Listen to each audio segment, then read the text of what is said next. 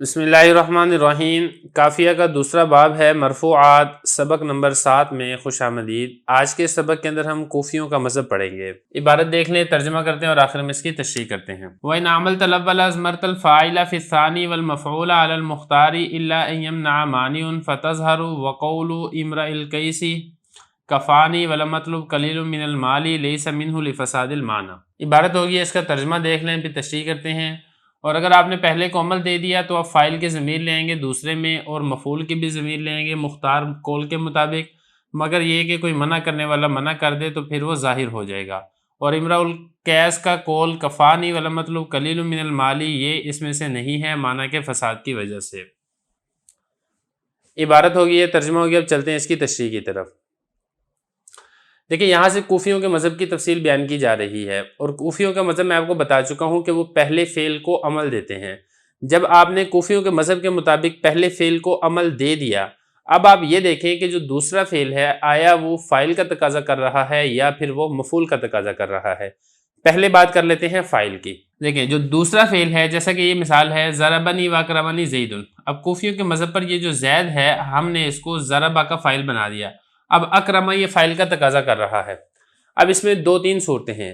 ایک صورت تو یہ ہے کہ آپ فاعل کو حذف کر دیں، تو آپ فاعل کو حذف نہیں کر سکتے کیونکہ فاعل عمدہ فی الکلام ہوتا ہے، اس کا حذف کرنا جائز نہیں ہوتا ہے، یہ بھی ٹھیک نہیں ہے۔ دوسری صورت یہ ہے کہ آپ فاعل کو ذکر کر دیں اور آپ اس کو اس طریقے سے پڑھ دیں ضربنی زید واکرمنی زید، تو یہ بھی درست نہیں ہے۔ کیوں؟ اس لیے کہ کلام کی فصاحت و بلاغت کے خلاف ہے، اور دوسرا یہ کہ اس کے اندر یہ بھی شبہ ہو سکتا ہے کہ شاید دونوں فعلوں کا جو زید ہے وہ کوئی الگ زید ہے، دوسرے فعل کا زید یہ بھی کوئی الگ زید ہے، تو لہذا ذکر بھی نہیں کر سکتے، حذف بھی نہیں کر سکتے۔ اب ایک ہی صورت باقی بچتی ہے، وہ یہ ہے کہ آپ فاعل کی ضمیر لے آئیں۔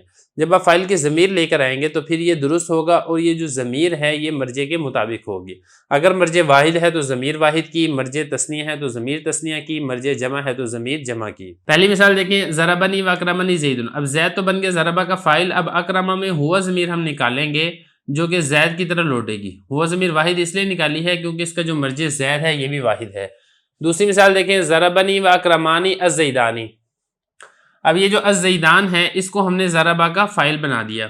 اب جب اس کو ضربہ کا فاعل بنا دیا، اب یہ اکرما ہے، اس میں الف ضمیر لے کر آئیں گے تثنیہ کی۔ کیوں؟ کیونکہ اس کا جو مرجع الزیدان ہے یہ تثنیہ ہے، اور ضمیر اپنے مرجع کے مطابق ہوتی ہے۔ اسی طریقے سے اگلی مثال دیکھیں، یہ تو مثال تھی نا کہ جب پہلا فعل فاعل کا تقاضا کرے۔ اب مفعول کے تقاضا کی بات دیکھ لیں۔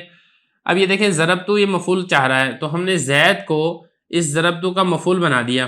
اب یہ اکرمہ میں ہوا ضمیر لے کر آئیں گے واحد کی، اس لیے کہ جو زید مرجع ہے یہ واحد ہے۔ اسی طریقے سے دوسری مثال دیکھیں، ضربتو واکرمانی الزیدینی۔ یہاں پہ اگر آپ غور کریں گے، یہ ضربتو کو ہم نے الزیدین، اس کو ہم نے مفعول بنا دیا ہے، کس کا؟ اس ضربتو کا۔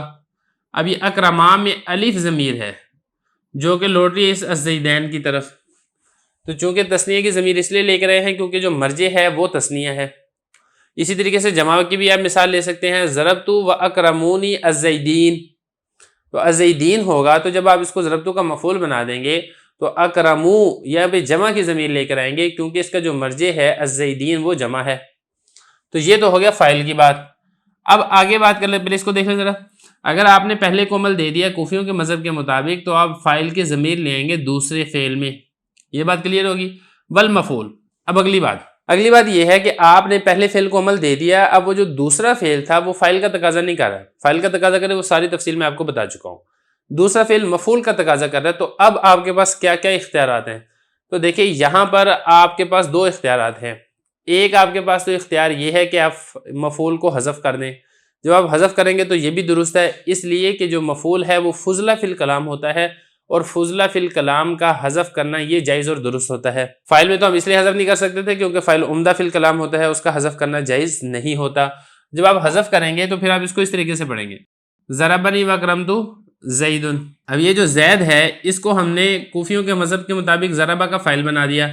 اب اکرمتو کا جو مفعول ہے وہ کیا ہو جائے گا؟ وہ حذف ہو جائے گا، تو چونکہ مفعول ہے لہذا اس کا حذف کرنا یہ بالکل درست ہے۔ ایک طریقہ تو یہ ہے کہ آپ اس کے مفعول کو حذف کر دیں۔ دوسرا طریقہ اس کے اندر یہ ہے کہ آپ مفعول کو حذف نہ کریں، مفعول کو ذکر بھی نہیں کر سکتے۔ ذکر کیوں نہیں کر سکتے؟ تو وہی خرابی لازم آئے گی کیونکہ کلام کے فصاحت و بلاغت کے خلاف ہو جائے گا۔ پھر اس میں یہ بھی اشکال ہوگا کہ شاید یہ دونوں فعلوں کا جو معمول ہے وہ الگ الگ ہے، تو اس لیے آپ ذکر نہیں کر سکتے۔ آپ کے پاس ایک آپشن اور موجود ہے، وہ یہ ہے کہ آپ مفعول کی ضمیر لے آئیں۔ جب آپ ضمیر لے آئیں تو پھر آپ اس کو کیسے پڑھیں گے؟ آپ اس کو ایسے پڑھیں گے، ضربت و اکرمتہ زیدن۔ اب یہ جو زیدن تھا اس کو آپ نے اس ضربت کا مفعول بنا دیا کوفیوں کے مذہب پر۔ اب اکرمتہ کا جو مفعول ہے وہ ہو ضمیر آپ لیے ہیں، یہ ہو ضمیر اس زید کی طرف لوٹ رہی ہے، تو حضرت فرما رہے ہیں کہ یہ زیادہ بہتر ہے۔ المختار، جس بات کو اختیار کیا گیا وہ یہ ہے کہ آپ مفعول کی ضمیر لے کر آئیں۔ وجہ کیا ہے اس کی؟ وجہ اس کے اندر یہاں پر یہ ہے کہ دیکھیں اگر آپ حذف کریں گے نا تو پھر اس کے اندر بھی ایک شبہ یہ ہو سکتا ہے کہ جس اکرمتو کا آپ نے مفعول کو حذف کیا ہے، ہو سکتا ہے اس کا مفعول یہ زید نہ ہو بلکہ کوئی اور ہو۔ لیکن جب آپ ضمیر لے کر آ جائیں گے تو پھر یہ والا شبہ بھی ختم ہو جائے گا، کیونکہ جب آپ نے ضمیر ہو لے کر آئے ہیں، پیچھے مرجع زید موجود ہے، تو لازمی بات ہے کہ ضمیر اپنے مرجع ہی کی طرف لوٹے گی، تو یہ والی بات متعین ہو جائے گی کہ یہ وہی زید ہے جس کے بارے میں دونوں فعل جھگڑا کر رہے ہیں۔ تو اس لیے اس بات کو اختیار کیا گیا ہے کہ آپ مفعول کی صورت میں بھی ضمیر لے کر آئیں، جس طریقے سے آپ فاعل کی صورت میں ضمیر لے کر آتے ہیں کوفیوں کے مذہب کے مطابق۔ تو یہ فرمایا کہ ازمرت الفاعل فی الثانی والمفعول علی المختار، کہ آپ مفعول میں بھی ضمیر لے کر آئیں مختار مذہب کے مطابق۔ الا ان یمنع مانع فتظہر، یہ مسئلہ ایک اور ہے۔ یہ حضرت یہ فرما رہے ہیں کہ اگر کوئی ایسا مسئلہ پیش آ جائے، کوئی ایسا معنی پیش آ جائے کہ آپ ضمیر نہیں لا سکتے، تو پھر تو ایک مجبوری بن جائے گی کہ اب اس صورت کے اندر آپ کو جو مفعول ہے اس کو ظاہر کرنا پڑے گا۔ اب ہم یہ والا مسئلہ سمجھ لیتے ہیں کہ آپ ضمیر نہیں لا سکتے، یہ کون سی صورت بنتی ہے؟ دیکھیں یہ صورت وہ بنتی ہے کہ جب دونوں فعل افعال قلوب میں سے ہوں، جیسے کہ میں نے مثال یہاں پر لکھی ہے، حاسبنی وحاسبتہما ایجاہ الزیدانی منطلقاً۔ آپ ایجاہ کو ایک مرتبہ سائڈ پہ کر دیں،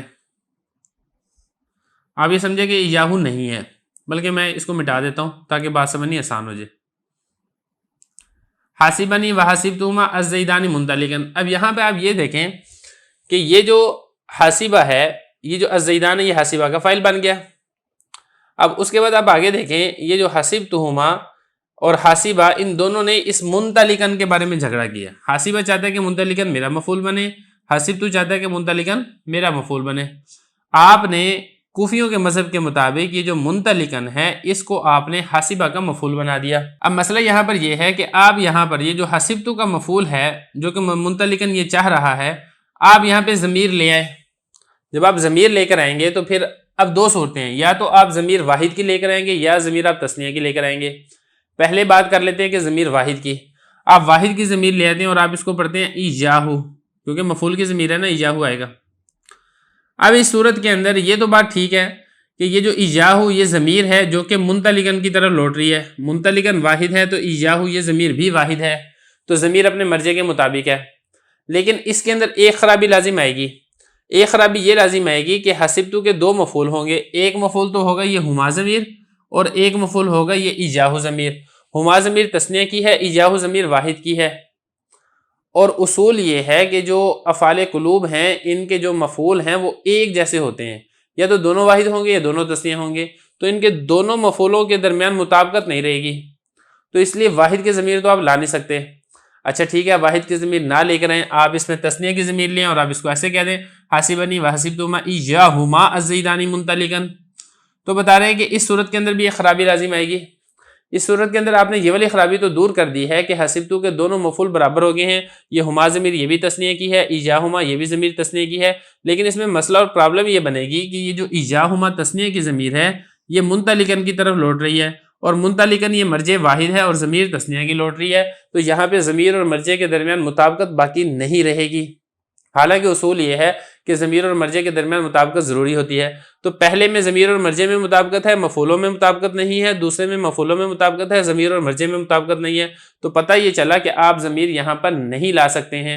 تو جب آپ ضمیر نہیں لا سکتے تو اچھا پھر آپ مفعول کو حذف کر دیں، تو مفعول حذف بھی نہیں ہو سکتا، اس لیے کہ ہم پیچھے پڑھ چکے ہیں کہ جو افعال قلوب ہیں ان کے مفعول کو حذف کرنا یہ جائز نہیں ہے۔ تو جب حذف نہیں ہو سکتا، ضمیر نہیں لا سکتے، پھر ایک ہی صورت باقی بچتی ہے کہ آپ اسم ظاہر لے آئیں، اور اسم ظاہر آپ کیا لے آئیں گے؟ منطلقین ہی لے آئیں گے۔ اب اس منطلقین ہی آپ لے آئیں گے، حاسبتو کے دو مفعول ہوں گے، ایک ہے ہما اور ایک ہے منطلقین ہی۔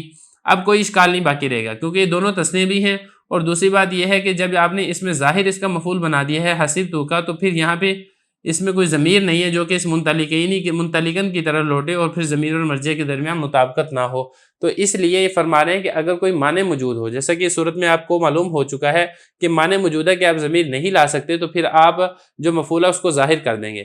یہ فرما رہے ہیں الا ان یمنع مانع کہ جو مفعول ہے اس میں اصول تو یہی ہے کہ ضمیر لے کر آئیں، لیکن اگر کوئی منع کرنے والا منع کر دے تو پھر مجبوری کی صورت میں وہاں پر مفعول کو ظاہر کر دیا جائے گا. اچھا، یہاں پر ایک شعر ہے جس کو کوفیوں نے اپنی دلیل کے طور پر پیش کیا ہے. یہ شعر امرؤ القیس ہے جو کہ ملک الذلیل، جو گمراہوں کا بادشاہ عرب کا بڑا مشہور یہ شاعر ہے، اس کا ایک شعر ہے.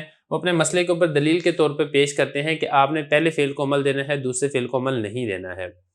جبکہ مصنف رحمہ اللہ تعالیٰ کا جو اختیاری مذہب ہے وہ یہ ہے کہ ان کا جو ووٹ ہے وہ بصریوں کے ساتھ ہے. یہ بصریوں کے مذہب کو ترجیح دیتے ہیں، کوفیوں کے مذہب کو ترجیح نہیں دیتے.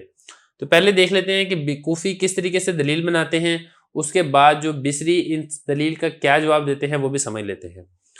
دیکھیں، کوفی یہ کہتے ہیں کہ یہ جو دوسرا مصرع ہے نا اس کا، کفانی ولم اطلب قلیل من المال، پہلے آپ اس کا ترجمہ دیکھ لیں. پہلا مصرع یہاں پہ نہیں لکھا لیکن میں نے پورا جو مصرع ہے لکھ دیا ہے. ولو انما اسعى لادنى معیشۃ، شاعر کہتا ہے کہ اگر میں کوشش کرتا تھوڑی روزی کے لیے، کفانی مجھے کفایت کر جاتی، لیکن میں طلب نہیں کرتا قلیل من المال، کم مال طلب نہیں کرتا. اب یہاں پر دیکھیں ذرا، جو کوفی ہیں وہ یہ کہتے ہیں کہ یہ جو قلیل ہے یہ کفا کا فاعل ہے. تو کفا اور لم مطلوب ان دونوں نے اس قلیل کے اندر جھگڑا کیا، تو ہم نے اس قلیل کو کفا کا فاعل بنا دیا اور ہم نے لم اطلب کا مفعول نہیں بنایا. کیونکہ اگر آپ اس کو لم اطلب کا مفعول بناتے تو یہ قلیلن نہ ہوتا بلکہ قلیلن ہوتا، حالت نسبی ہوتی اس کی. تو یہ کوفی دلیل بناتے ہوئے اس شعر کو پیش کرتے ہیں. لیکن مصنف رحمہ اللہ تعالیٰ فرماتے ہیں کہ یہ جو آپ شعر لے کر آئے ہیں نا، اس کا اس مسئلے کے ساتھ کوئی تعلق ہی نہیں ہے. اس کا اس مسئلے کے ساتھ کیوں تعلق نہیں ہے وہ اس کی دلیل دے رہے ہیں. وہ کہہ رہے ہیں کہ دیکھیں، اس سے جو پہلے والا مصرع ہے نا اس میں لو آیا ہے، اور یہ جو ہے نا کفانی والا مطلب، اس کا عطف ہے اسعا کے اوپر. اب لو کے بارے میں آپ یہ سمجھے کہ لو اگر جملہ مثبت پر داخل ہو تو اس کو منفی بنا دیتا ہے، جملہ منفی پر داخل ہو تو اس کو مثبت بنا دیتا ہے. اب یہاں پہ اگر آپ دیکھیں گے نا کہ لو اسعا، یہ نا میں کوشش کرتا ہوں، تو اس کے اوپر لو داخل ہو گیا نا، تو اس نے اس اسعا کو منفی بنا دیا. اب اس کا مطلب یہ بنے گا میں کوشش نہیں کرتا تھوڑی روزی کے لیے، اس کا مطلب یہ بن گیا. اور اسی طریقے سے جو کفا اور لم مطلب اس کا عطف اس اوپر والے مصرع کے اوپر ہے، تو اس کا مطلب یہ بنے گا کفانی قلیل من المال، اس کا مطلب یہ بنے گا کہ مجھے تھوڑا مال کفایت نہیں کرتا یا کافی نہیں ہے. کیونکہ دیکھیں نا، یہ نا کفانی مجھے کافی ہے، قلیل من المال تھوڑا مال، لیکن جب لو داخل ہو گیا تو یہ بھی مثبت ہے، تو اس نے اس مثبت کو بھی کیا کر دیا، منفی بنا دیا. اور یہ جو ہے نا لم مطلب یہ منفی ہے، اس لو نے منفی کو مثبت کر دیا. اب اگر آپ اس کو مثبت کر دیں گے تو اس کا مطلب کیا بنے گا، اطلب قلیل من المال، کیونکہ لم مطلب ہے نا، تو یہ لم مطلب منفی ہے، اس کو مثبت کر دیں تو اطلب بن جائے گا کہ میں قلیل مال کو طلب کرتا ہوں. تو یہ تو شاعر کی معنی مرادی کے خلاف ہے، کیونکہ شاعر یہ نہیں کہنا چاہ رہا کہ میں تھوڑے مال کو طلب کرتا ہوں. شاعر تو یہ کہنا چاہ رہا ہے کہ مجھے تھوڑا مال کافی نہیں ہے، میں تھوڑی معیشت کے لیے، تھوڑی روزی روٹی کے لیے میں کوشش ہی نہیں کرتا.